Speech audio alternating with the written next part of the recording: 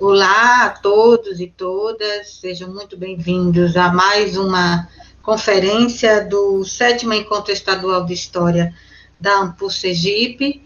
Estamos hoje aqui com mais um de nossos conferencistas, o professor Wanderley de Oliveira Menezes, que vai nos brindar com uma palestra sobre os ouvidores gerais da comarca de Sergipe del Rei e a independência da capitania, de 1817 a 1823. Vamos passar aqui um pequeno currículo, um pequeno breve resumo do currículo do professor Wanderley. O professor Wanderley de Oliveira Menezes é mestre em História pela Universidade Federal de Sergipe, possui licenciatura e bacharelado pela Universidade Federal de Sergipe e pós-graduação em Ensino de História pela Faculdade de São Luís de França. Tem experiência nas áreas de História, com ênfase em História do Brasil Colônia, atuando principalmente nos seguintes temas: justiça, administração, conflitos, antigo regime e magistratura ultramarina.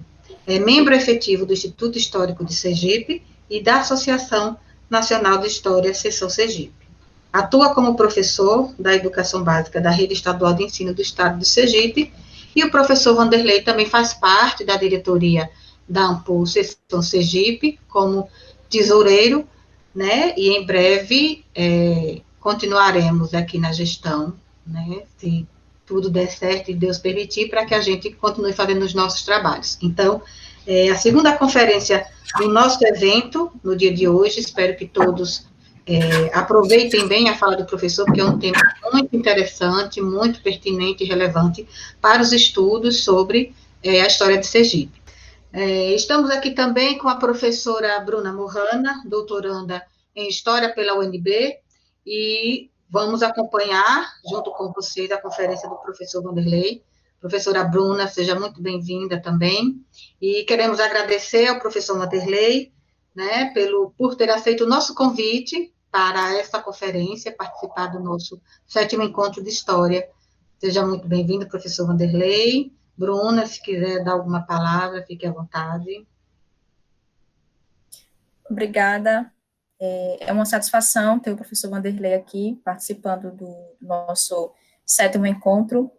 Acredito que vai ser uma palestra bem interessante, como o Djalma falou, relevante para os estudos sobre Sergipe, Sergipe colonial, história de Sergipe, independências, etc., e agradecer ao professor Wanderley por ter aceito o convite da Ampul e, claro, por fazer também parte da diretoria. Espero que continuemos juntos em breve, continuando esse belo trabalho que estamos fazendo. Então, professor Wanderley, mais uma vez, obrigada por estar aqui compartilhando esse momento conosco e com todos que vão assistir, que estão assistindo agora, nesse momento, a sua conferência. Com vocês, a professor Wanderley, a palavra é sua. Muito obrigado e uma boa noite a todos e todas que nos acompanham aqui pelo canal da Ampul Sergipe.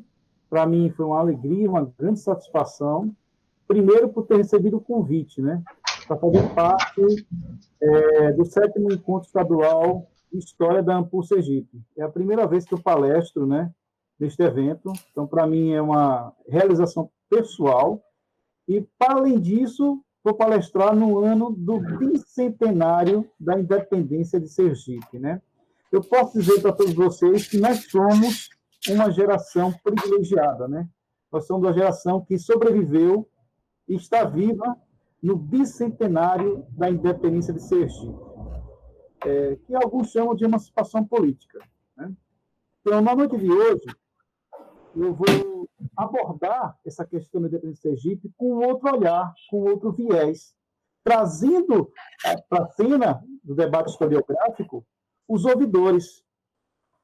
Então, somos essa geração de privilegiados que presencia esse momento especial da história de Sergipe, o bicentenário. São 200 anos de emancipação política ou de independência de Sergipe.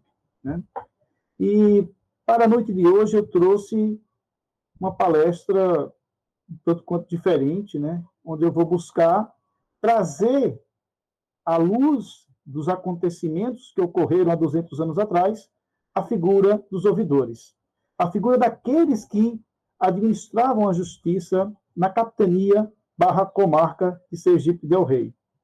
Então, inicialmente, gostaria de trazer essa reflexão desse momento especial da história de Sergipe que nós estamos vivendo, né? Ao fazer um estudo genealógico sobre a minha família, eu percebi que meu bisavô, um homem analfabeto, morador das encostas da Serra Itabaiana, ele presenciou o centenário, né? Já o meu pentavô, que viveu aqui também nas encostas da Serra Itabaiana, presenciou os tempos da Carta Régia de 8 de julho de 1820, que dá significado à independência de Sergipe. E eu, quis a sorte, o destino e a graça, estou vivo no ano do bicentenário. Então, para nós é uma grande emoção, né, poder fazer parte desse momento histórico, né? Estendo também aqui meus agradecimentos para o presidente da Ampul Sergipe, na pessoa do presidente Jefferson Cruz e dos demais membros da diretoria, e agradeço a presença de todos vocês aqui no nosso evento. A palestra de hoje eu intitulei de Os Ouvidores Gerais da Comarca de Sergipe del Rei e a Independência da Capitania, e fiz um recorte temporal de 1817 a 1823. A minha fala ela vai se concentrar, sobretudo, na atuação dos ouvidores durante o processo de independência política de Sergipe. É muito comum que, durante todo esse ano, ouvimos várias palestras, né, no Instituto Histórico, na Alese, né, o Arquivo Judiciário também realizou algumas atividades, o Memorial do Poder Judiciário, em todos os lugares. Quando se fala da independência de Sergipe, se trata muito da questão dos militares, né, do Bula Marque, das elites locais, e eu percebi que pouco se fala, pouco se cita a questão dos ouvidores. E tem pelo menos 5 anos que eu venho me debruçado sobre a questão dos ouvidores. Os ouvidores da comarca de Sergipe del Rei.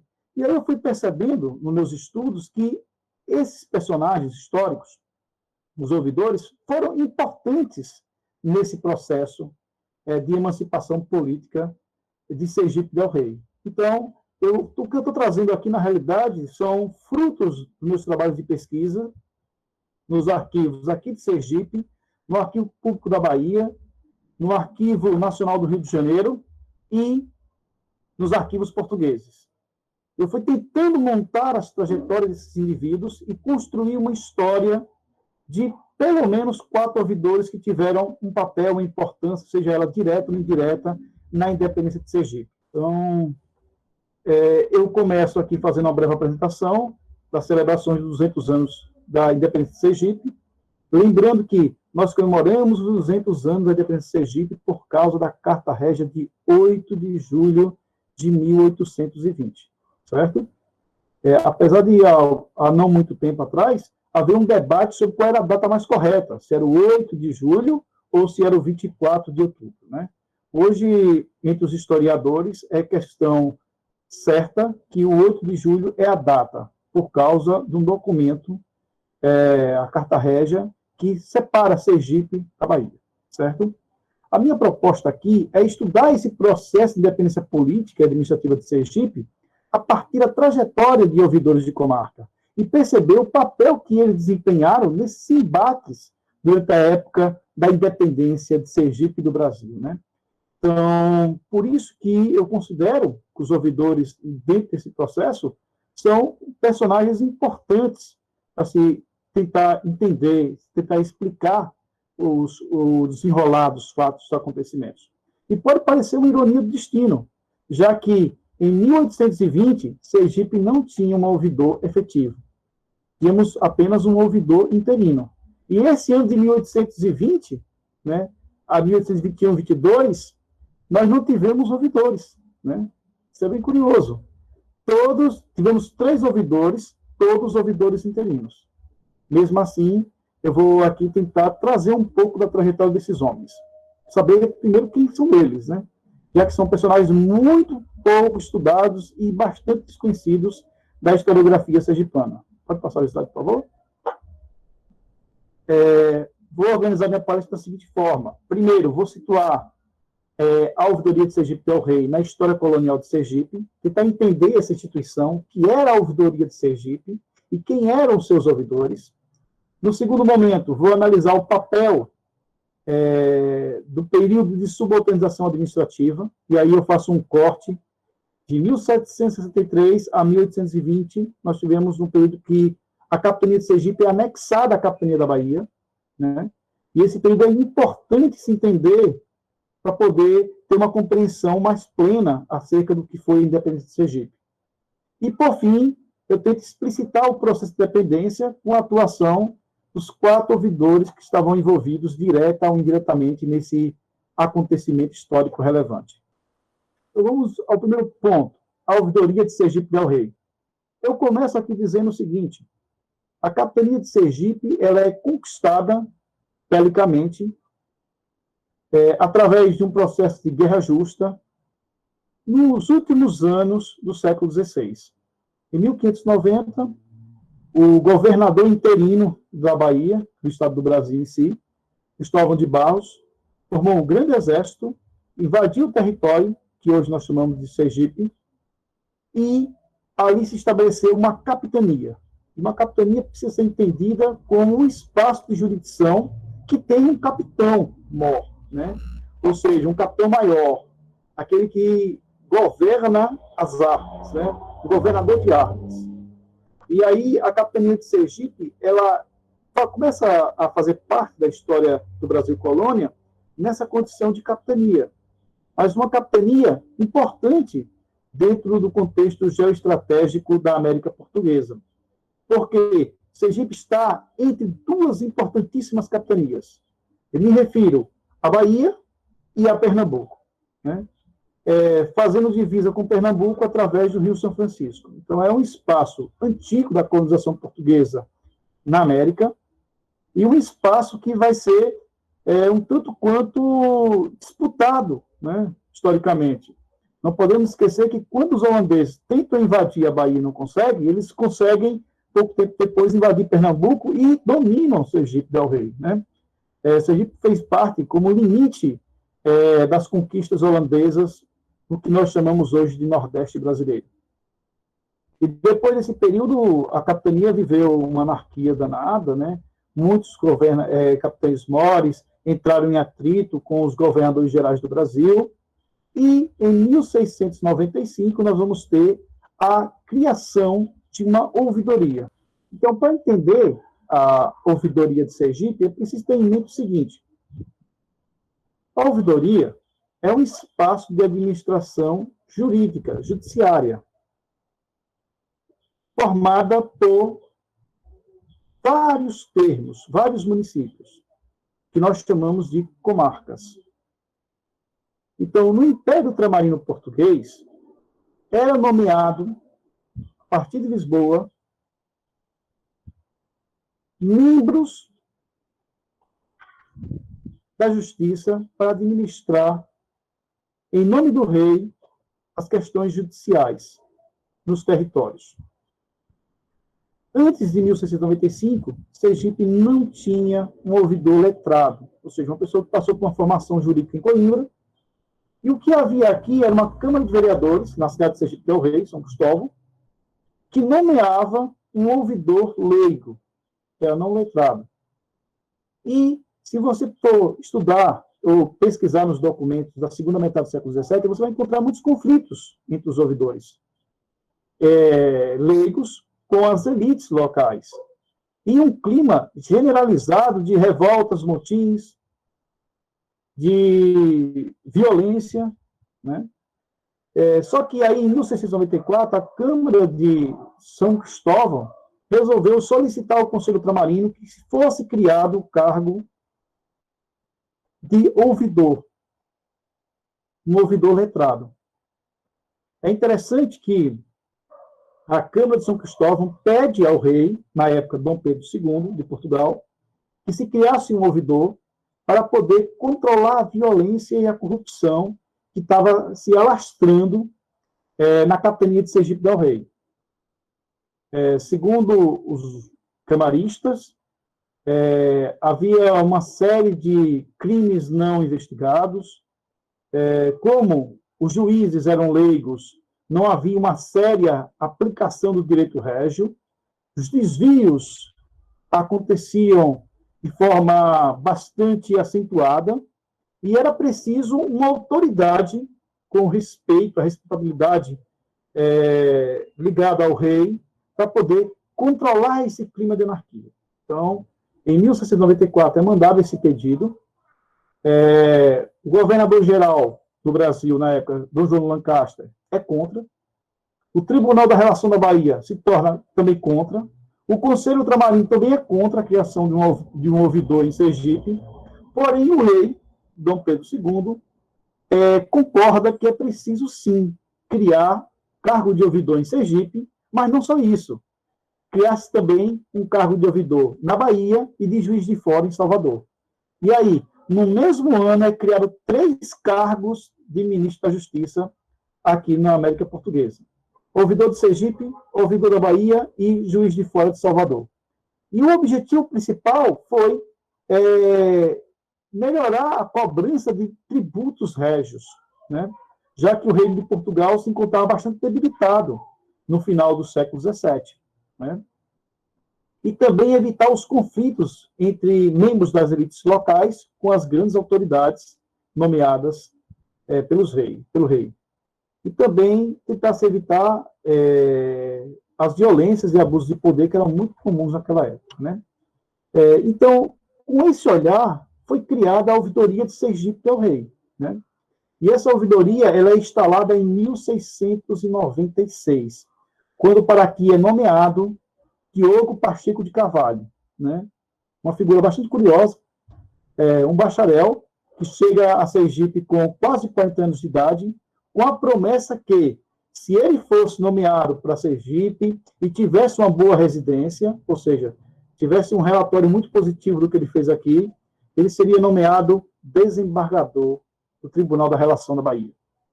E aí Diogo Pacheco de Carvalho teve uma dificuldade enorme de montar a ouvidoria de Sergipe. E nessa época aí, só tínhamos um município, que era a cidade de São Cristóvão. Quando Diogo Pacheco de Carvalho assumiu, ele vai criar toda uma malha administrativa de municípios aqui em Sergipe, com a criação das vilas de Santa Luzia, Lagarto, Itabaiana, Vila Nova e Santo Amaro, que eram as 5 principais vilas de Sergipe durante o período colonial. Aqui vocês estão vendo um mapa do Andrea Orazzi, um cartógrafo italiano, que produziu uma obra chamada Província de la Bahia e de Sergipe, de 1698, que já mostra a divisão que passou a haver, poucos anos antes, entre o que ele chama aqui de comarca da cidade da Bahia e a comarca de Sergipe del Rei. Né? Então, dentro da capitania de Sergipe del Rei é criada a ouvidoria de Sergipe. Né? E esse espaço composto pelas vilas e pela cidade de São Cristóvão, que era a cabeça da capitania e da comarca, passou-se a chamar-se Comarca de Sergipe del Rei. Vamos lá, para entender um pouquinho sobre a ouvidoria, é preciso entender a sua principal autoridade, o ouvidor. No reino, ou seja, em Portugal, as comarcas eram administradas por corregedores, que eram aqueles que faziam correções. Né? A comarca, na realidade, era uma espécie de segunda instância do poder judiciário no Império Português. A primeira instância era o município, onde havia os juízes de fora e os juízes ordinários. A segunda instância eram as comarcas e a terceira instância eram os tribunais da relação, certo? O ouvidor, na América Portuguesa, ele também assumia o cargo de provedor dos defuntos, ausentes, capelas, resíduos, né? E corregedor de forma informal. Aqui em Sergipe não havia juiz de fora, né? O que nós tínhamos era apenas uma Câmara, com o juiz ordinário, com o procurador e com os camaristas, com o presidente da Câmara, vice-presidente. As principais atividades que estavam relacionadas ao trabalho do ouvidor eram as correções, que eram investigações, que eram feitas nas câmaras, a punição de delitos, né? Os autos de residência, que eram todo um processo de investigação sobre a atuação de autoridades, a avaliação e arrematação dos bens da Fazenda Real e a fiscalização de presídios e cadeias, né? Então, o ouvidor ele tinha um papel importantíssimo, né? Sem contar que ele também atuava no tocante a inventários e partilhas, ou seja, ele estava muito presente no cotidiano das populações. A ouvidoria, para ser formada, precisava de pelo menos 3 oficiais. Um ouvidor geral, que era também provedor, um meirinho, né? E um escrivão de correição. Esses 3, esses 2 últimos, o meirinho e o escrivão da ouvidoria, eles prestavam assessoria, ou seja, ajudavam o trabalho do ouvidor, né? Era comum também o ouvidor nomear um provedor dos defuntos, ausentes, capelas e resíduos entre os membros da elite local. Apesar de ser ilegal, muitos ouvidores, para poder conseguir formar uma rede de apoio com membros das elites locais, faziam essas práticas. É importante se diga que um ouvidor, para chegar a essa condição, ele passava por toda uma formação jurídica, né? E é curioso que a formação em direito em Portugal era concentrada na Universidade de Coimbra, né? Onde havia 2 faculdades, leis e cânones, né? Na faculdade de leis estudava a questão das leis civis. Na faculdade de cânones, ou sagrado cânones, estudava a questão do direito eclesiástico, né? Para que um jovem seguisse a carreira das letras, né, era preciso, primeiro, que ele se habilitasse ao serviço régio. Então, ele tinha que prestar, depois de formado na faculdade de Coimbra, ele tinha que prestar a leitura dos bacharéis, onde ele ia averiguar se ele tinha sangue infecto ou defeito mecânico, ou as qualidades morais necessárias para poder servir ao rei e à coroa portuguesa. O resultado era que ele podia ser aprovado, reprovado ou aprovado com ressalvas, né? É muito comum na história da ouvidoria de Sergipe que muitas pessoas que tinham defeito mecânico, ou seja, tinha uma família de pessoas que trabalhavam com as mãos, que era considerado algo muito ruim, numa sociedade fundamentada no privilégio, como a sociedade do antigo regime, que eles fossem perdoados pelo rei, e para que houvesse esse perdão, eles serviam no ultramar, porque nenhum grande estudante em Coimbra queria trabalhar nos trópicos, né? Na África, ou na Índia, ou na América Portuguesa. Eles preferiam estar ali em Portugal, né? Servindo nas comarcas, né? Nas provedorias, e etc. E aí era o desembargo do Paço, esse importante órgão, que nomeava ou indicava para os lugares de letras esses ouvidores. Aqui vocês estão vendo 2 leituras de bacharéis. Uma do começo do século XVIII, do Agostinho Félix Campelo, e outra do final do século XVIII, do José Antônio de Alvarenga Barros Freire, né? Esses 2 foram ouvidores de Sergipe, e eles passaram por esse processo, né, de avaliação no desembargo do Paço. Depois disso, depois de passar pelo desembargo do Paço, o rei nomeava, e aqui vocês estão vendo 2 cartas de nomeação de ouvidores de Sergipe, um do Filipe Custódio Pereira, e a outra do ouvidor Manuel Nunes Coelho, em 1720, e eles eram nomeados para os lugares de letras. No caso de Sergipe, durante o período de existência da ouvidoria de Sergipe, nós tivemos 22 nomeados para Sergipe. Esse ouvidor, ele saía de Portugal, e boa parte deles eram portugueses, né, de nacionalidade portuguesa. Em Sergipe, nós tivemos apenas 3 ouvidores que eram nascidos na América Portuguesa, e eles tomavam posse, e a posse se dava na Câmara, né? Lembrando que essa posse aí, o ouvidor tinha que entregar a carta de nomeação régia, era feita toda uma cerimônia, e essa cerimônia era na igreja matriz, com todas as autoridades, mostrando o simbolismo do poder. Normalmente o ouvidor se vestia todo de preto, e que aqueles que tinham direito a usar beca, usavam a beca, né, como se fossem desembargadores. E eles deveriam ficar durante 3 anos no cargo, né? E depois desse período era nomeado um outro ouvidor, e aí esse outro ouvidor, que era nomeado para substituir o ouvidor em ação, em atuação, fazia um auto de residência, procurava as pessoas mais importantes da capitania e fazia um questionário sobre a atuação do seu antecessor. E esse auto de residência era importantíssimo para a progressão da carreira, porque se descobrissem que o ouvidor não foi limpo de mãos, ou seja, que agiu de forma inescrupulosa, cometeu crimes, etc., isso poderia travar a ascensão da carreira desse ouvidor. Sobre a atuação dos ouvidores de Sergipe-del-Rei, eles normalmente eram um cargo trienal, 3 anos. Nós tivemos casos de ouvidores que ficaram 10 anos, como Antônio Magalhães Passos, né? O soldo variava entre 200 e 800 mil réis. O primeiro ouvidor que veio a Sergipe ganhava 150 mil réis, né, anuais, era um valor alto, né, já que o capitão-mor só recebia 100 mil réis em 1696. E, no final do século XVIII, o ouvidor de Sergipe estava ganhando 800 mil réis, enquanto o capitão-mor ganhava apenas 200 mil réis, certo? Fora isso, ele tinha aposentos, ajuda de custos, direitos sobre o ofício, etc. É importante entender que, com a criação da ouvidoria de Sergipe, nós vamos passar a ter aqui 3 grandes autoridades políticas disputando espaço. Nós tínhamos o capitão-mor, com o governo das armas.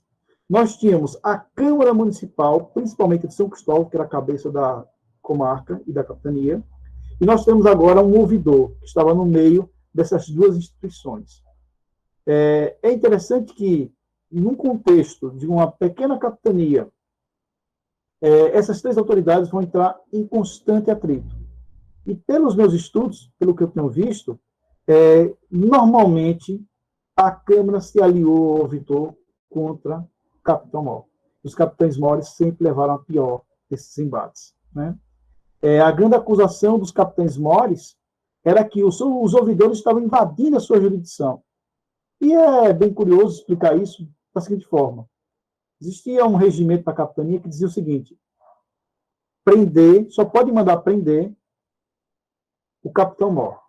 E só pode mandar soltar o ouvidor, né? Então, aí se criava situações de confusão. E quando o ouvidor mandava prender o militar, aí o capitão-mor dizia, não, eu tenho poder sobre esse militar, né? Então, o que se criava uma situação de constante atrito. E também de situações que colocavam as elites locais contra os ouvidores. Por exemplo, a questão dos bens, né, da Câmara Municipal, né? Quando o ouvidor atuava para poder investigar esses bens da misericórdia ou da Câmara, isso causava muitos atritos, né? Taxas e tributos para poder fazer inventários, partilhas de bens, também se criava bastante atritos. Visto essa questão da ouvidoria, agora vamos para o período específico, para poder entender por que houve a independência de Sergipe. E esse período aí eu circunscrevo entre 1763 e 1820. Eu chamo esse período aí, no final do século XVIII e começo do século XIX, de período da subalternização administrativa de Sergipe-del-Rei. Antes de 1763, Sergipe era uma capitania, como muitas da América Portuguesa, que tinha o seu capitão-mor nomeado através do Conselho Ultramarinho, como as demais capitanias. Só que, a partir de 1763, tudo vai mudar. Nessa data aí, a administração da época pombalina vai fundir a capitania de Sergipe à capitania da Bahia. Aconteceu um fato bem curioso. Em 1763, o governador-geral do Brasil, ele é recomendado que ele vá para o Rio de Janeiro, mudando-se assim a sede do governo geral na América Portuguesa. Então, Salvador perde o status de capital do Brasil, né, entre aspas, e o Rio de Janeiro passa a ter essa importância. E aí, alguns historiadores colocam, né, que, para não desagradar ao todo a Bahia, o Dom José I, através de seu ministro Marquês de Pombal, resolveu criar a Capitania Geral da Bahia, formada por Capitania do Espírito Santo, Capitania de Ilhéus, Capitania de Porto Seguro, Comarca da Jacobina, a região do Recôncavo, né, que chamava-se de Cidade da Bahia, e a Capitania Comarca de Sergipe del Rei, né? Então, aí se forma a Capitania Geral da Bahia, e aqui eu trago para vocês um mapa, né, do Nicolau Martinho, o mapa tipográfico dos portos e costas da Bahia a Pernambuco, né, que aqui eu fiz um recorte, né, na parte que vai do Recôncavo Baiano até o Rio São Francisco, para mostrar para vocês uma coisa bem curiosa. Esse mapa aqui já dá essa área do Recôncavo Baiano, a Bahia, e de Sergipe como uma unidade só. Ou seja, Sergipe se torna, nesse período aí, território anexo à Bahia, né? E agora, os capitães generais e governadores da Bahia vão provisionar, ou seja, vão nomear, através de provisões, os capitães mores de Sergipe, que a partir desse momento não vão mais se chamar capitães mores, mas sim capitães mores interinos. Essa é uma grande diferença desse período que eu estou aqui me referindo ao período anterior, né?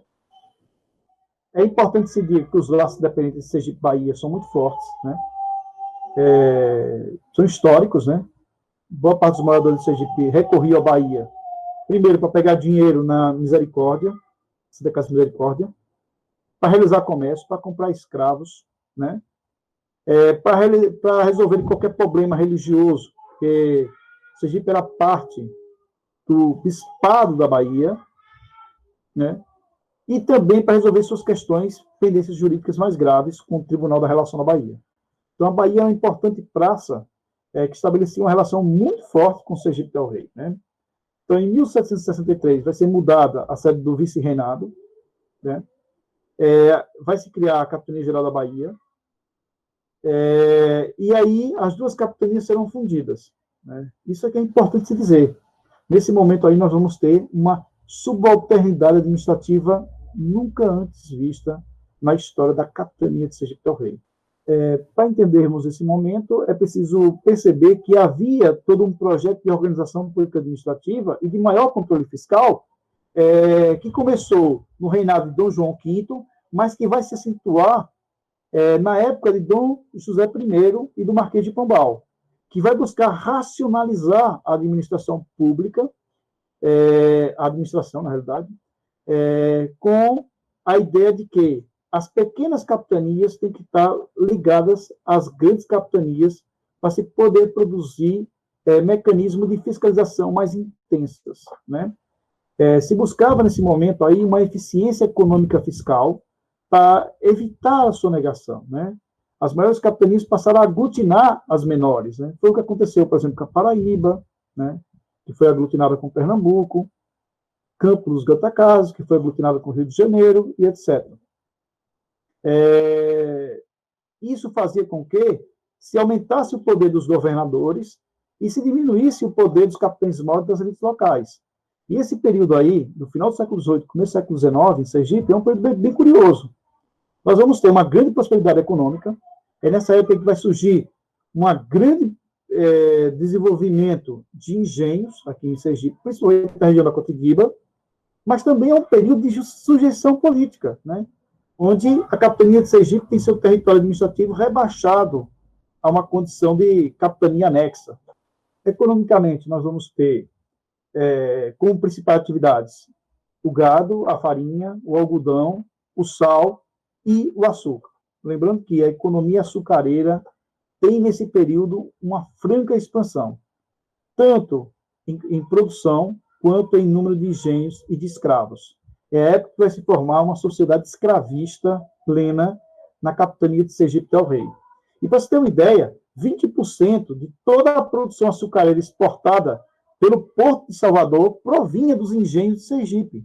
Então, já demonstra aí a grande capacidade produtiva, principalmente na área da Cotiguiba, né? E esses senhores de engenho, eles vão buscar se amparar na cultura política do antigo regime e conseguirem cargos através da prestação de serviços e mercês. São eles que controlam os principais cargos das câmaras de vereadores e os principais ofícios da justiça e postos militares da capitania, né? Então, vai surgir aí uma elite que é servidora do rei, por um lado, e também grande produtora de açúcar e dona de escravos, por outro. Né? Esse aí é um momento que vai marcar a formação social de Sergipe profundamente. E agora vamos à parte que eu considero o miolo da minha fala. Né? Vamos agora falar sobre os ouvidores e a independência de Sergipe. Então, quando eu falo de independência de Sergipe, estou falando de todo um processo tumultuado, violento, cheio de idas e vindas, que eu posso recortar, que se iniciou em 8 de julho de 1820, com a Carta Régia de Dom João VI, e vai terminar com a nomeação do Fernando da Silveira, que é o primeiro presidente de província de Sergipe, em 1824. Então, durante esses 4 anos, vai acontecer uma série de acontecimentos que vão marcar profundamente essa história da independência de Sergipe. Primeiro, o rei reconhece a importância de Sergipe e separa da Bahia, né? Sendo que o decreto de 8 de julho, a Carta Régia, explicita isso, que Sergipe precisa se separar da Bahia, ter um governo próprio, independente, e para isso, em 25 de julho, é nomeado o coronel Carlos César Bulamarque, né? Para governar a nova capitania de Sergipe del Rei independente. É curioso que, quando Bulamarque chega, nós vamos ter os acontecimentos ligados à Revolução do Porto, lá em Portugal, e ao movimento pró-Cortes, no Rio de Janeiro, na Bahia, desculpe, que vai formar uma junta provisória de governo, formada basicamente por portugueses, que era contra a independência do Brasil. Isso aí é um aspecto muito interessante. E ele toma posse em fevereiro de 1821 e não fica nem um mês no governo. Né? Ele é preso, juntamente com seus filhos e o secretário de governo, por ordem do governo da Bahia, que reanexa Sergipe e põe no poder o Pedro Vieira de Melo, né? Que era um grande líder de engenho, já fora capitão-maior de Sergipe na década de 80 e 90 do século XVIII, e que era muito alinhado aos interesses recolonizadores das elites baianas. Depois disso, nós vamos ter a passagem de Labatu para Sergipe, né? Que vai derrotar esse esforço de reanexação da Bahia, né?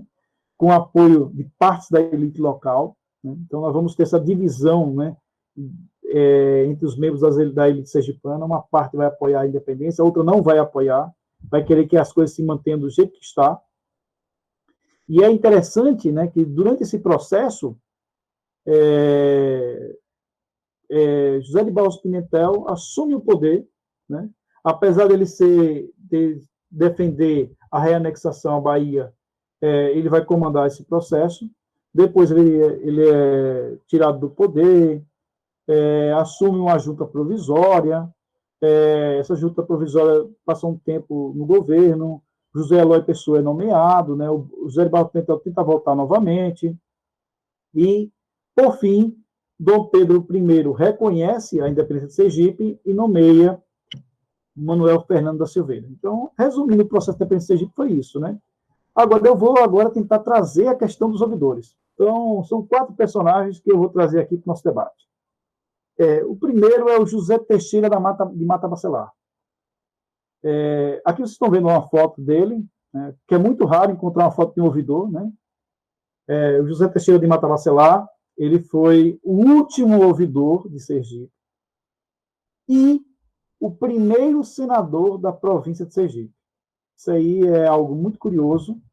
Ele vai ser um personagem central da década de 10, 20 e 30 para a história de Sergipe. Primeiramente, ele sucede o ouvidor José Álvares Ferreira, em 1810. Ele é nomeado em 1811, tomou posse no ano seguinte, então ele toma posse em 1812. E ele assume o cargo de ouvidor de Sergipe com uma beca de desembargador. Se ele saísse de Sergipe, ele já seria nomeado desembargador na Bahia. Era a promessa. Era filho de um juiz também, muito famoso, o José Teixeira da Mata, que era natural da Bahia. e conseguiu ser desembargador da relação da Bahia. O curioso é que José Teixeira da Mata Bacelar, o primeiro cargo dele como ministro de Letras foi ouvidor de Sergipe, né? Ele nasceu numa pequena vila, um pequeno vilarejo chamado Sernache, perto de Coimbra, creio eu que para facilitar os estudos em Coimbra, em 1735. Ficou formado em letras pela Universidade de Coimbra, ocupou o cargo de ouvidor de Sergipe de 1812 a 1818, ou seja, ele teve 2 triênios aqui em Sergipe. Em 1815, ele propõe a canalização dos rios Santa Maria e Poxim para dinamizar o comércio da comarca de Sergipe. Ele vai atuar de maneira muito decisiva contra os revolucionários pernambucanos de 1817, na chamada Revolução Pernambucana 17, em união com o governador de Armas, o Luiz Antônio da Fonseca Machado. Só que o José Teixeira de Mata Bacelar também vai entrar em atrito com a elite local, em especial com o sargento-mor José de Barros Pimentel, que futuramente vai ser governador de Sergipe, né? Governador de Armas. Porque havia uma disputa por causa do morgado de Porto da Folha, né? Que o José de Barros Pimentel queria interceder por um parente seu, o José Joaquim de Argolo Queiroz, que era herdeiro desse morgado, né? É dele também um documento importantíssimo para a história de Sergipe, a chamada Relação Abreviada da Cidade de Sergipe del Rei, povoações, vilas, freguesias e suas denominações, pertencentes à mesma cidade de sua comarca. É um documento manuscrito de 1817, onde ele narra e descreve todas as vilas, povoados, povoações da capitania de Sergipe, né? O curioso da história dele é o seguinte: em 1818, ele deixa de ser ouvidor de Sergipe e ele sonhava em ir para a Bahia, né? Ser desembargador da relação da Bahia. Porém, Dom João VI resolveu nomear juiz de fora da cidade de Porto Alegre, no Rio Grande do Sul.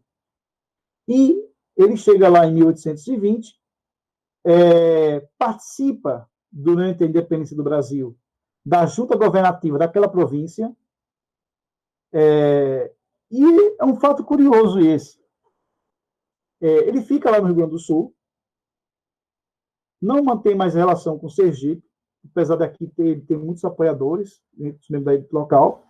E aí, em 1824, quando nós temos as eleições para senador vitalício, e lembrando que a Constituição de 24 estabelecia o seguinte: havia eleições, mas se mandava uma lista tríplice para o imperador escolher um dos nomes. E quem ganhou as eleições foi, por incrível que pareça, o ouvidor José Teixeira da Mata Bacelar, que foi escolhido por Dom Pedro I, o primeiro senador vitalício de Sergipe, né? Ele assumiu o cargo em 1826 e só deixou o cargo em 1837, quando faleceu, né? Então, mostrando o poder que esse ouvidor tinha em Sergipe, mesmo não estando presente durante os momentos tumultuados da independência de Sergipe, né?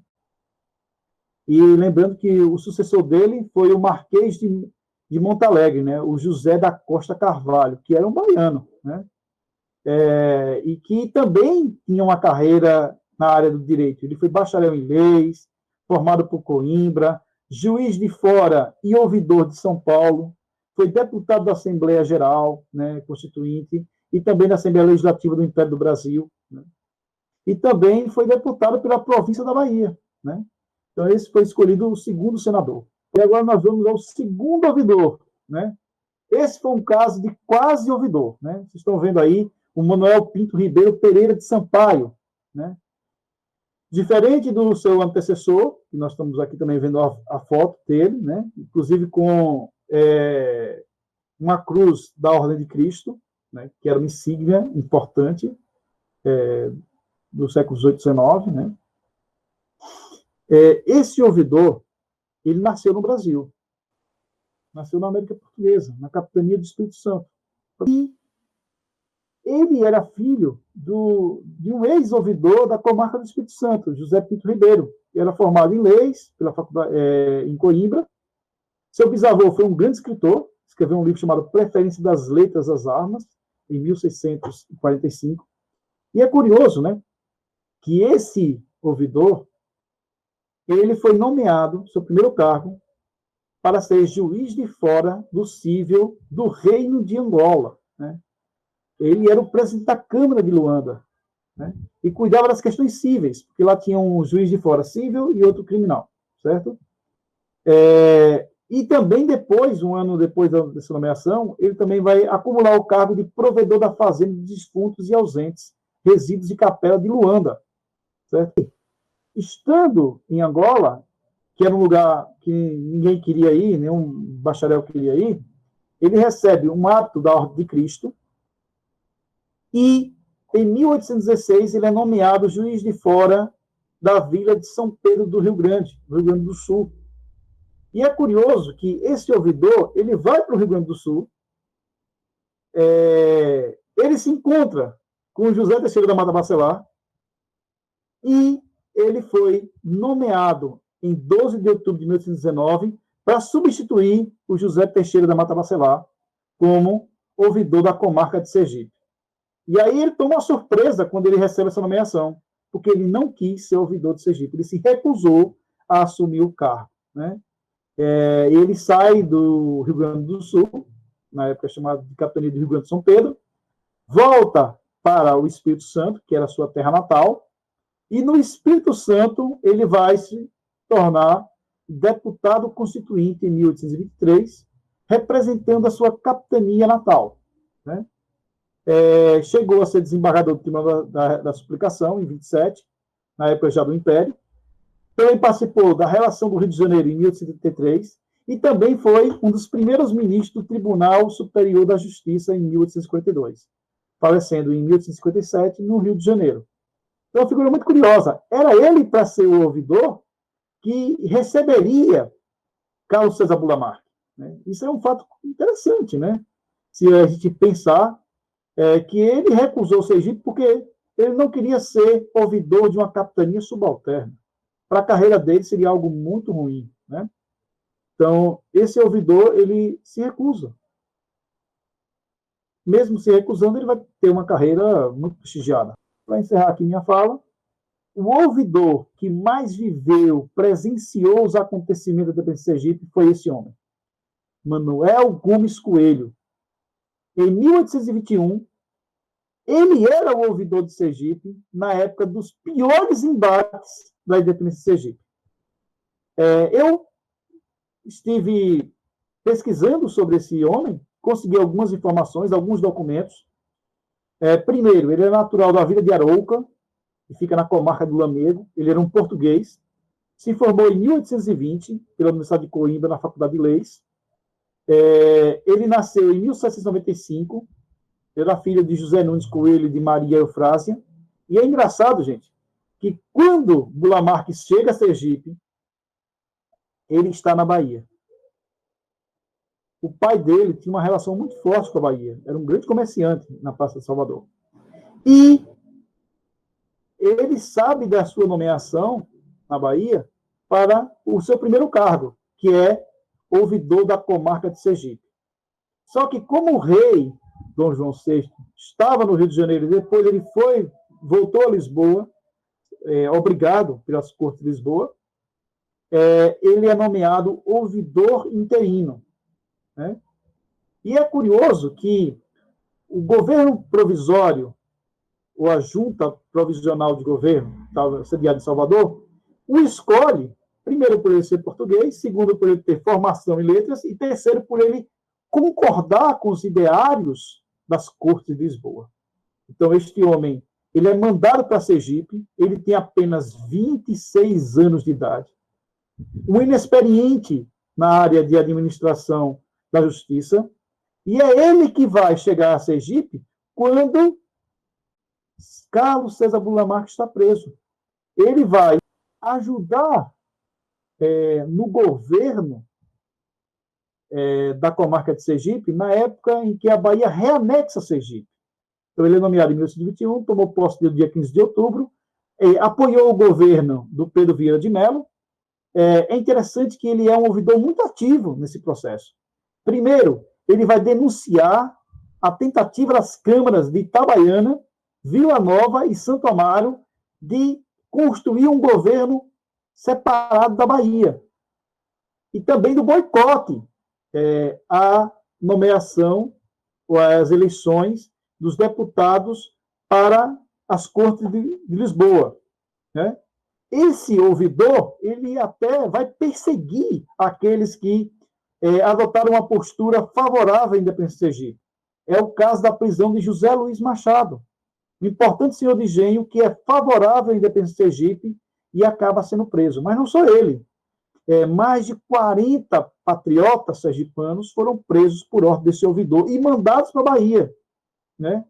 É interessante que esse ouvidor ficou pouco tempo, não chegou a durar 1 ano no cargo, porque quando chega o general francês Pedro Abatu, primeiro ele tenta ir para a Bahia, depois ele vai para Alagoas e desce o Rio São Francisco, né?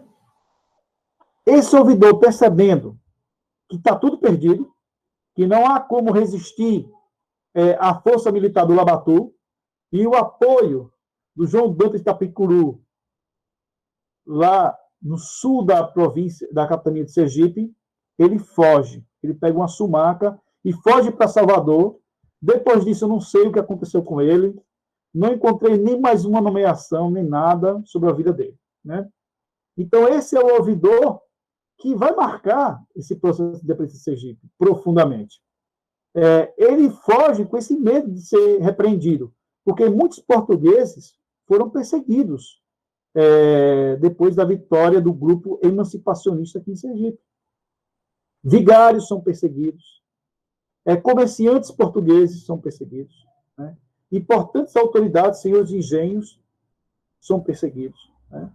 E esse ouvidor ele não quis pagar para ver, né? Ele fugiu antes. Então, para finalizar aqui minha fala, quando o Carlos César Bula Marques chega a Sergipe, em fevereiro de 1821, não há ouvidores efetivos.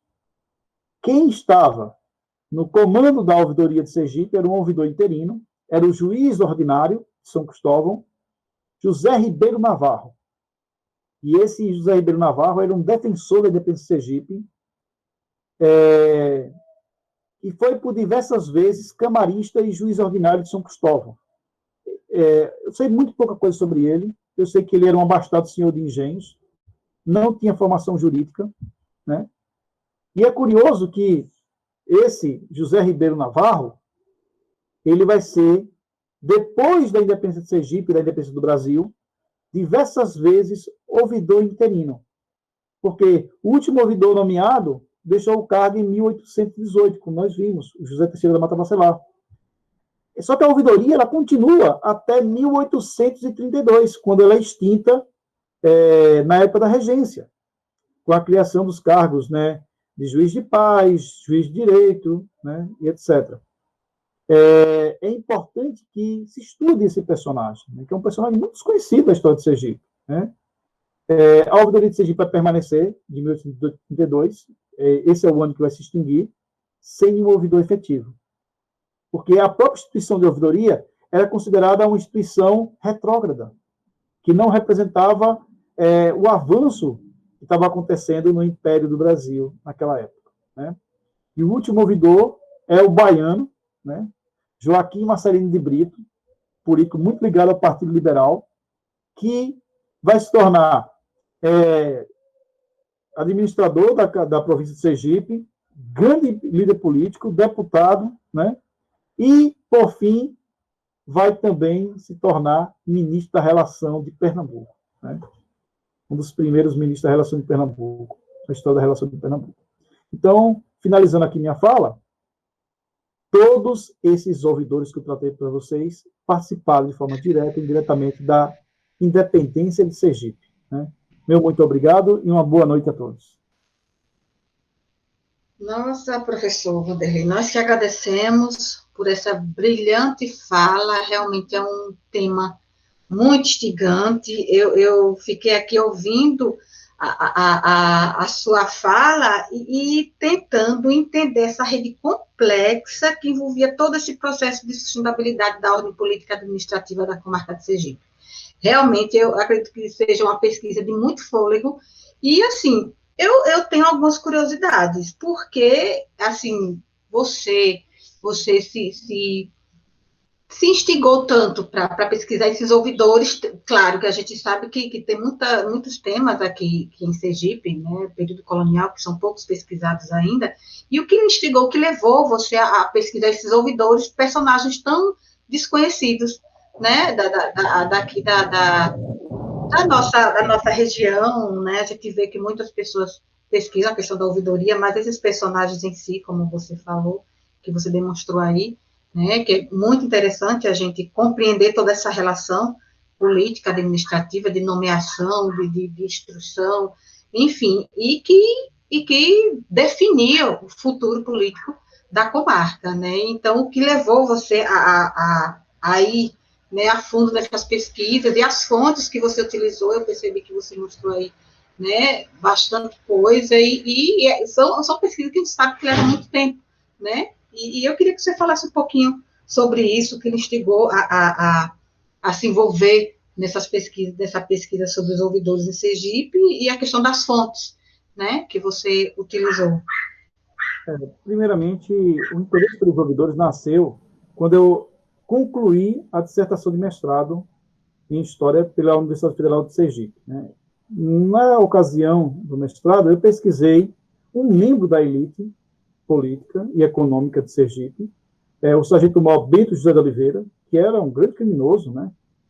E aí, a pesquisar esse personagem, eu fui percebendo que era interessante para se entender a administração da capitania e comarca de Sergipe del Rei, não apenas os militares, mas que os ouvidores, aqueles representantes da justiça, tinham um impacto muito grande, né, nas relações de poder locais. E aí começou a surgir esse interesse. Infelizmente, a nossa historiografia não tem um debate profundo sobre os ouvidores, não há obras que trabalham exclusivamente sobre os ouvidores, e aí eu tive que juntar documentação e que reconstruir essas trajetórias. E o que eu fiz? Em primeiro lugar, Portugal, né? Boa parte dos estudos sobre história colonial de Sergipe passam por Portugal, pelos arquivos portugueses. No arquivo da Torre do Tombo, eu encontrei leituras de bacharéis, que são processos maravilhosos. Tem informações sobre paz, família, ocupação. São processos robustos, de 50, 100 páginas, com detalhes fantásticos sobre esses indivíduos. Depois, os registros gerais de mercês, ou chancelaria régia, que indicam em quais cargos eles foram nomeados. Procurei também nos livros ligados às ordens honoríficas, né? Como, por exemplo, a Ordem de Avis, a Ordem... que eu esqueci, meu Deus. A Ordem da Cruz. Tem a Ordem da Rosa também, né, Vanderlei? O quê? Tem a Ordem da Rosa também. Também. Então, fui procurando nessas ordens militares, né? A Ordem de Cristo, por exemplo, que era a mais importante dessa época, para poder montar a trajetória desses personagens. Porém, foi no Arquivo Histórico Ultramarinho que eu encontrei documentos produzidos sobre esses ouvidores e por eles, né? Uma documentação muito vasta, né?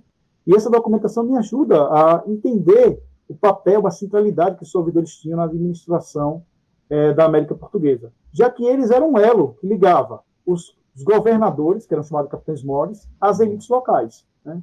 Eles eram os representantes do rei para garantir esse equilíbrio, né, entre essas três forças políticas aqui da capitania de Sergipe. Bom, é interessante mesmo, e eu acho que a gente precisa instigar esse pessoal que está aí, né, se formando em história, se graduando, o pessoal que está assistindo a gente agora, né, para se debruçar sobre essa temática, que a gente precisa de mais estudos, e, assim, eu considero uma pesquisa, assim, que contribui bastante para a gente conhecer um pouco mais a história de Sergipe. O professor está de parabéns, agradeço imensamente pela participação. A professora Bruna deseja fazer algum comentário, por favor, fique à vontade.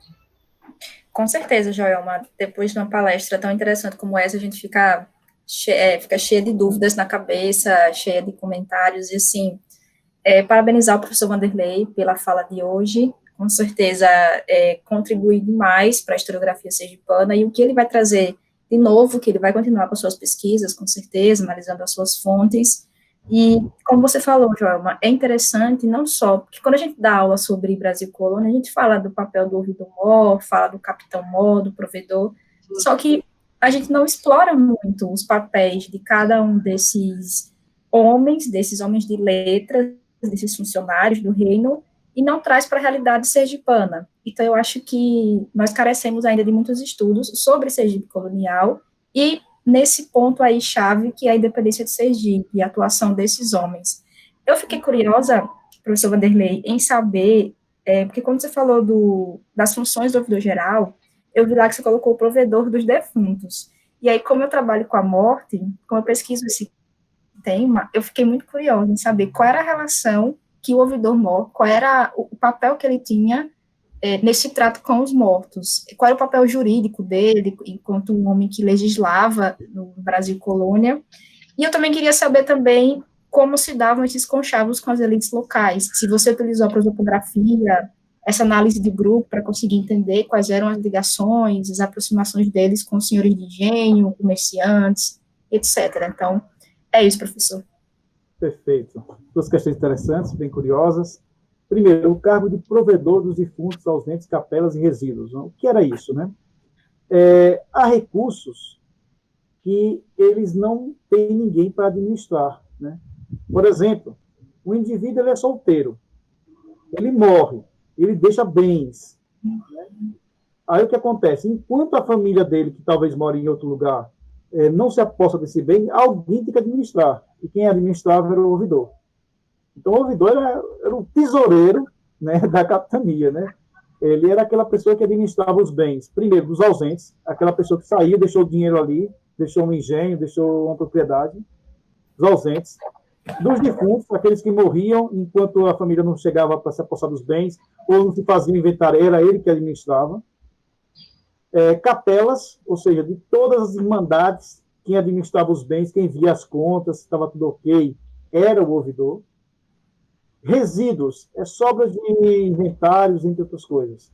Então, essa administração desses bens passava pelo ouvidor. Isso fazia com que ele tivesse um grande poder de influenciar o cotidiano das pessoas e o destino das pessoas, né?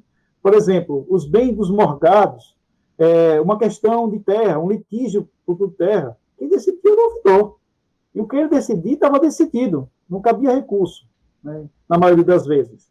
Por exemplo, o inventário, se tivesse até uma certa quantidade de recursos, quem decidia era o ouvidor, né? Quem fazia a partilha dos bens era o ouvidor, né? Só se os bens ultrapassassem muito esse nível, esse estágio, é que era remetido para o Tribunal da Relação da Bahia. Então, o ouvidor ele tinha uma importância muito grande na vida das pessoas, né? E os bens dos defuntos eram bens muito disputados, né? Vou dar aqui um exemplo. Uma autoridade importante chegava a Sergipe e logo, logo ela morria por uma doença, ou sei lá, pelo que for. E essa autoridade mora em Portugal. E administrar esses bens? Era o ouvidor. Isso fazia com que o ouvidor tivesse um poder enorme, porque ele aglutinava aí recursos fundamentais, né? Recursos até, e há muitas denúncias que eles usavam, faziam mau uso desses recursos. De que forma? Pegava o dinheiro do defunto, emprestava a juros para alguém cultivar a cana, comprar escravos, etc., ou até mesmo se apropriava desses recursos, sabendo que a pessoa ou a família nunca mais ia atrás desses bens, né? Então, o que fazia com que os ouvidores se tornassem pessoas muito ricas, né? Fazia com que eles se tornassem bastante respeitados, inclusive, por isso, né? A segunda questão, você perguntou sobre... Deixa eu me lembrar agora. Sobre se você utilizou a prosopografia para entender esses conchavos que existiam entre a elite local e esses homens que estavam chegando, esses ouvidores. Olha, eu usei a prosopografia como ferramenta de análise para entender a carreira desses ouvidores, quem eram eles e qual era o perfil da instituição ouvidoria. No tocante às elites locais, eu tive muita dificuldade, porque os dados são bastante escassos. Aqui eu tenho até dificuldade, se ter uma ideia, de fazer uma relação de todos os vereadores de São Cristóvão, por exemplo, que era a cabeça da capitania, né? Mas, por exemplo, por que havia esses conchavos? Veja só, quando chegava um capitão-mor, que era um governador, que impunha o serviço militar obrigatório, ou seja, que as pessoas se alistassem, aí o ouvidor desautorizava o capitão-mor com o apoio da Câmara, que não tinha interesse de realizar um alistamento, porque quando as pessoas sabiam que ia ter alistamento militar, todo mundo corria, fugia, né? E aí despovoava as mais importantes vilas e a cidade da capitania. Então, era muito comum esses conchavos, né? Agora, por que a elite local se amparava mais no ouvidor que no capitão-mor? Essa é uma questão muito curiosa, né? Porque o ouvidor tinha muito mais a oferecer. Por exemplo, o ouvidor controlava os bens de boa parte dos setores mais rentáveis da capitania. Isso fazia com que ele tivesse um poder de barganha maior. Mas não podemos esquecer que os capitães-mores também eles davam patentes militares. Eles faziam com que aquele militar alistado, pudesse crescer na carreira militar, né? Então, nós tínhamos verdadeiros embates violentos. Viu? Eu lembro aqui do embate entre um ouvidor, o Miguel Aires Lobo de Carvalho, na década de 60 do século XVIII, que ele mandou prender e remeter a ferros para Salvador e depois para Lisboa, o capitão-mor Joaquim José Pereira da Serra Monteiro. Né? Você vê o poder que esses ouvidores tinham. Mas também tivemos casos de ouvidor que se deram mal. Né? Por exemplo, tivemos um ouvidor, o Manuel Nunes Coelho, lá na década de 20, que ele foi bater de frente com o vice-rei do Brasil, o Conde Sabugosa, que se irritou com ele e mandou prendê-lo. Só que ele fugiu e ninguém nunca mais achou esse personagem. Então, respondendo a sua questão, nós temos aí uma teia muito complexa de relacionamentos, mas que, na maioria das vezes, o ouvidor sempre levou a melhor. Né?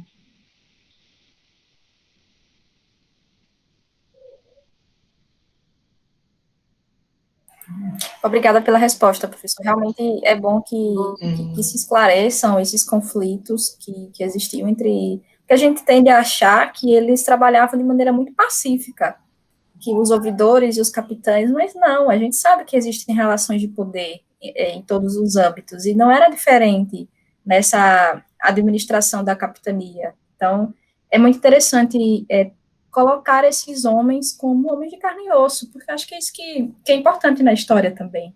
Né? E não colocar também, vai ser mocinho, vai ser vilão, mas entender o papel que cada um teve nesse processo de independência, que, como você mostrou, começou muito antes, porque é preciso entender toda a constituição da ouvidoria em Sergipe, os homens que dela fizeram parte, e através desses personagens, que são esquecidos pela historiografia, a gente sabe que são, a gente sabe que Lamarck, ele é citado, mas ele não foi estudado a fundo, e você até numa última palestra que eu fui no arquivo do judiciário, você pesquisou a trajetória política dele, e eu acho que isso é muito importante e é muito relevante também.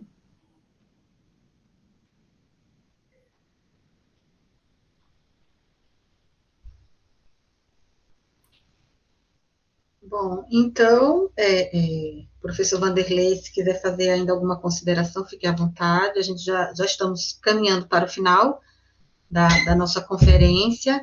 Quero aqui agradecer imensamente a sua participação e por ter aceito o convite e ter dado essa brilhante palestra para todos nós, né, com um tema muito, muito importante para todos nós, historiadores, e para a história de Sergipe. Muitíssimo obrigada, professor, e, por favor, suas considerações finais. Olha, só tenho a agradecer, né, pelo convite, por essa oportunidade de estar podendo dividir aqui pesquisas que venho realizando há um bom tempo, né? e dizer que, independente desse seu ano do bicentenário, né, o estudo, a pesquisa sobre a independência de Sergipe continua, né? Nós temos ainda muito a conhecer, né? Por exemplo, o papel dos camaristas, seja de São Cristóvão, de Itabaiana, de Lagarto, da Vila Nova, Santa Luzia, da Estância. O papel dos militares, né, nesse processo, o papel dos padres, dos religiosos também, que foi muito ativo e muito participativo, seja contra ou a favor da independência de Sergipe, e uma infinidade de trajetórias individuais ainda não foram estudados. Por exemplo, não há nenhum estudo sobre os comerciantes, a atuação dos comerciantes no processo de independência de Sergipe. Os comerciantes de grosso trato foram a favor, foram contra, né? Não há nenhum estudo ainda aprofundado sobre a questão dos chamados grupos marginalizados da sociedade, né? E aqui eu cito os negros escravizados, os pardos, os negros alforriados, os indígenas, entre outros grupos sociais. Não temos ainda um estudo aprofundado sobre isso, né?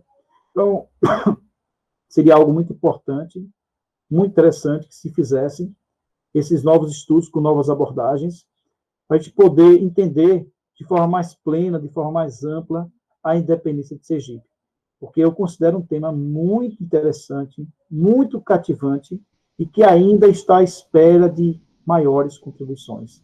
Meu muito obrigado e boa noite a todos.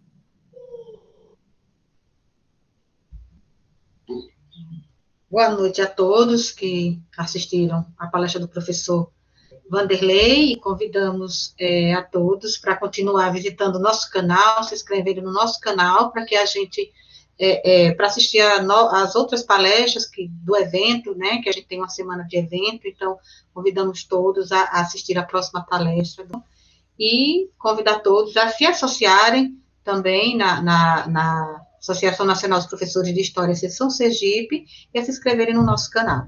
Boa noite a todos e até a próxima.